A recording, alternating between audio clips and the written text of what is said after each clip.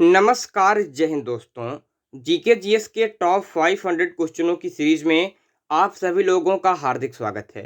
दोस्तों, इस सीरीज में हम लोग मोस्ट इम्पॉर्टेंट क्वेश्चनों को कर रहे हैं जो प्रीवियस ईयर में बार बार रिपीट हुए हैं, इसलिए वीडियो को ध्यान से देखिएगा।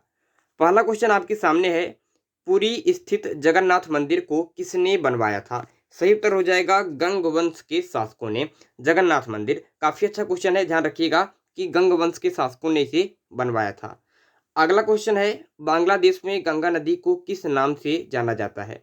आप लोग जानते होंगे कि गंगा नदी उत्तराखंड से निकलती है और यह बांग्लादेश में जाती है, तो बांग्लादेश में इसे पद्मा नाम से जानते हैं। दोस्तों, बांग्लादेश में ही यह ब्रह्मपुत्र नदी से मिल जाती है और उसके बाद इसकी एक धारा हो जाती है। इधर से गंगा नदी आती है, इधर से ब्रह्मपुत्र नदी आती है और एक धारा हो जाती है। और इस एक धारा का क्या नाम है, इसका नाम आप लोग हमें कमेंट बॉक्स में बताएंगे कि जब गंगा और ब्रह्मपुत्र नदियां मिलकर एक धारा बना लेती हैं तो उस धारा को किस नाम से जानते हैं। अगला क्वेश्चन है, हजामती दर्पण के रूप में किस दर्पण का प्रयोग होता है? यानी यहाँ पर पूछ रहा है कि जो आपके बाल बनाते हैं, ठीक है, तो वो किस दर्पण का उपयोग करते हैं? सही उत्तर हो जाएगा अवतल दर्पण का उपयोग करते हैं, ध्यान रखिएगा। दोस्तों, आपको जानना चाहिए कि दर्पण तीन प्रकार के होते हैं। एक तो होता है आपके समतल दर्पण, जो वस्तु का समान आकार का प्रतिबिंब बनाता है। एक होता है उत्तल दर्पण, जो आभासी प्रतिबिंब बनाता है लेकिन वस्तु के आकार से छोटा प्रतिबिंब बनाता है। और बात करते हैं अवतल दर्पण की, तो ये सबसे ज़्यादा इम्पोर्टेंट है क्योंकि ये वस्तु का प्रतिबिंब अपने से बड़ा भी बनाता है, छोटा भी बनाता है और वस्तु के आकार के बराबर भी बनाता है। अलग अलग प्रकार की स्थिति इसके साथ है, इसीलिए सबसे ज़्यादा यूजफुल है आपके अवतल दर्पण। तो हजामती दर्पण के रूप में किस दर्पण का उपयोग होता है? तो यहाँ पर आपके अवतल दर्पण करेक्ट आंसर हो जाने वाला है। दोस्तों, उत्तल दर्पण की बात करते हैं तो आपको मैं बता देना चाहता हूँ कि जो आपके बाइक या फिर वाहनों में जो पीछे का दृश्य देखने के लिए, किस दर्पण का उपयोग होता है?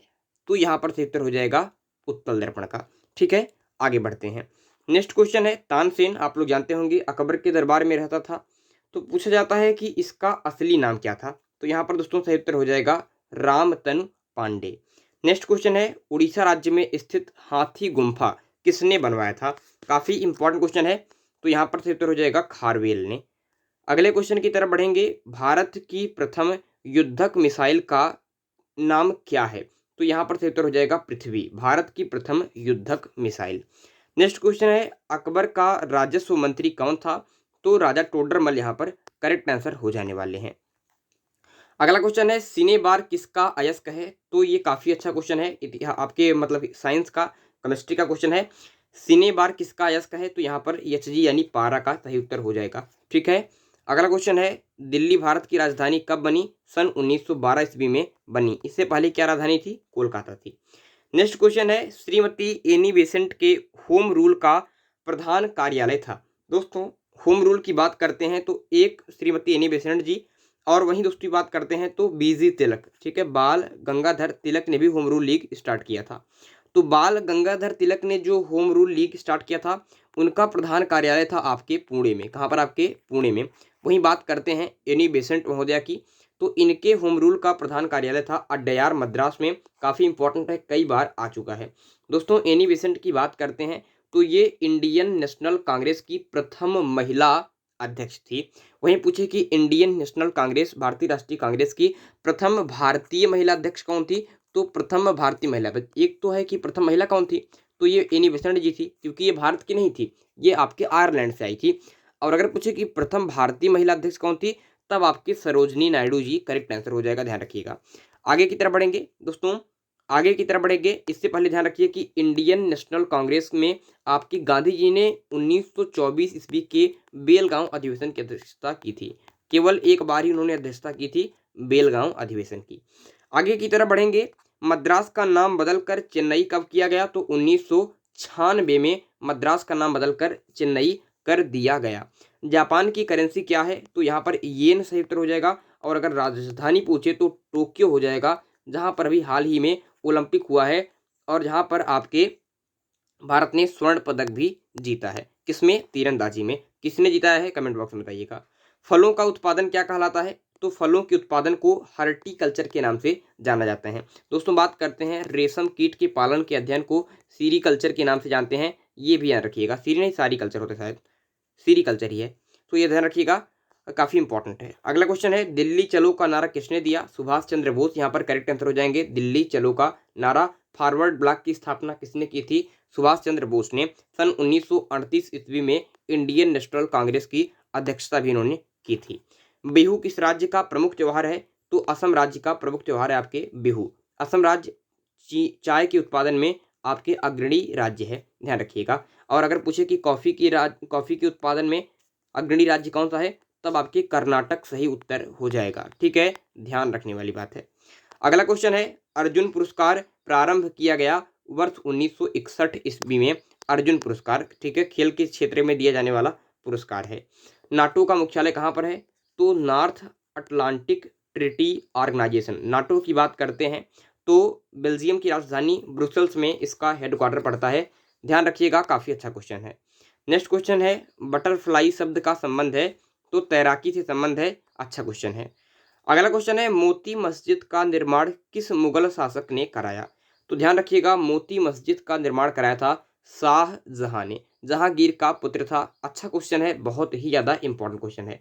शाहजहां की बात करते हैं तो शाहजहां ने ही आपके ताजमहल का निर्माण कराया था, काफी अच्छी बात है। इसके अलावा अगर पूछे कि हुमायूं का मकबरा, ये काफी अच्छा क्वेश्चन है। ठीक है, हुमायूं का मकबरा की बात करते हैं, कहाँ पर है? तो दिल्ली में स्थित है। और हुमायूं के मकबरे की बात करते हैं तो इसे आपके ताजमहल का पूर्वगामी कहा जाता है। ठीक है, ताजमहल का पूर्वगामी, या फिर ये कह सकते हैं कि ताजमहल आपके हुमायूं के मकबरे से प्रेरित होकर बनाया गया था। ठीक है, आगे की तरफ बढ़ेंगे थोड़ा सा। और क्वेश्चन है इंग्लिश चैनल पार करने वाला पहला भारतीय कौन था? तो मिहिर सेन था। कौन था आपके? मिहिर सेन था इंग्लिश चैनल पार करने वाला पहला भारतीय। एशिया की रोशनी किसे कहा जाता है? तो भाई आपके एशिया का ज्योतिपुंज अथवा रोशनी आपके गौतम बुद्ध को कहते हैं। अच्छा क्वेश्चन है, ध्यान रखिएगा। गौतम बुद्ध की बात करते हैं तो बौद्ध धर्म से संबंधित जो 4 संगीतियां हुई थी, वो संगीतियां बहुत इंपॉर्टेंट है, आप लोग ध्यान रखिएगा उन संगीतियों के बारे में। जैसे मैं आपको फर्स्ट बता रहा हूं कि फर्स्ट संगीति कहां पर हुई बौद्ध धर्म की? तो राजगृह में हुई। और आपके किसने अध्यक्षता की, मतलब किसके समय में हुई? तो अजात शत्रु के समय में हुई। और किसने अध्यक्षता की? तो आपके महाकश्यप ने, महाकश्यप ने आपके इसकी अध्यक्षता की थी। वहीं बात करते हैं इसमें क्या हुआ था, तो विनय पिटक और आपके सुत्त पिटक का आपके रचना हुई थी प्रथम बौद्ध संगीति में। वैसे ही आपको द्वितीय बौद्ध संगीति ध्यान रखना है कि सेकंड बौद्ध संगीति कब हुई? तो आपके वैशाली में हुई, वही इंपॉर्टेंट बात। और किसके समय में हुई? तो आपके कालाशोक के समय में हुई।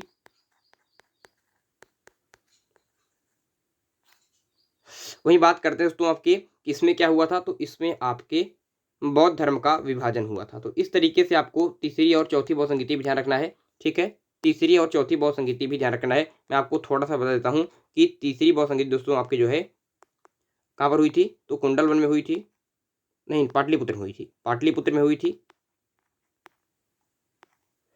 किसके समय में हुई थी? तो अशोक के समय में हुई थी, ध्यान रखिएगा। और इसमें भी आपके अभिधम पिटक का निर्माण हुआ था, ध्यान रखिएगा। इसके अलावा चौथी बौद्ध संगीति की बात करते हैं तो चौथी बौद्ध संगीति आपके कुंडल वन में हुई थी। ठीक है, किसके समय में हुई? तो आपके कनिष्क के समय में हुई थी। और वहीं बात करते हैं कि इसकी अध्यक्षता किसने की थी? तो आपके अश्वघोष ने इसकी अध्यक्षता की थी, अश्वघोष ने, जहां पर बौद्ध धर्म हीनयान और महायान में विभाजित हो गया था। ये काफी अच्छा क्वेश्चन आपके लिए बन जाता है। तो ये सारे प्रश्न आपको ध्यान रखने हैं। आगे की तरफ बढ़ेंगे। बांदीपुर राष्ट्रीय उद्यान किस राज्य में स्थित है? तो कर्नाटक राज्य में स्थित है बांदीपुर राष्ट्रीय उद्यान। शेरशाह का मकबरा कहाँ स्थित है? तो सासाराम में स्थित है शेरशाह का मकबरा। अम्लीय वर्षा का मुख्य कारण क्या था? तो मुख्य कारण क्या है? तो आपके यसो2 और NO2 होता है आपके अम्लीय वर्षा का मुख्य कारण, जिसमें H2SO4 और HNO3 हो जाता है। बाद में ये H2O से मिलकर एक H2SO4 बना लेते हैं और एक आपके HNO3 बना लेते हैं। तो ये होती है अम्लीय वर्षा। ठीक है, ये आपके H2O सेव करके ये बनाते हैं। शेरशाह की बात करते हैं तो आपको 2 युद्ध ध्यान में आ जाते होंगे। मुझे लगता है एक चौसा का युद्ध जो 1539 में हुआ था, और एक बिलग्राम यानी कन्नौज का युद्ध जो 1540 हुआ था। दोनों में हुमायूं की जोरदार हार हुई थी। अगला क्वेश्चन आता है कि कौन सी नदी कच्छ के रण में गायब हो जाती है? तो लूनी नदी की बात करते हैं, अरावली पर्वत श्रेणी से निकलती है और कच्छ के रण में जाकर लुप्त हो जाती है। ठीक है, ये काफ़ी अच्छा क्वेश्चन हो जाता है, ध्यान रखिएगा, पेपर में कई बार आ चुका है। तो इस तरीके से हमारे 250 क्वेश्चन कंप्लीट हो गए हैं 10 वीडियो के माध्यम से। अगर आप इसकी पुराने वीडियो को देखना चाहते हैं तो प्लेलिस्ट की लिंक आपको डिस्क्रिप्शन बॉक्स में और इन स्क्रीन पर मिल जाएगी, जाकर अवश्य देखिए और इसी तरीके से अपना प्यार दुलार बनाए रखिए। अभिनव इंक चैनल को सब्सक्राइब करके बेल आइकन को प्रेस कीजिए और जोरदार तरीके से वीडियो को शेयर कीजिए। अगले वीडियो में एक इंपॉर्टेंट टॉपिक के साथ फिर होगी मुलाकात, तब तक के लिए मुझे दीजिए इजाजत। मैं हूं अंकित मिश्र और आप देख रहे हैं अभिनव इंक। बहुत बहुत धन्यवाद।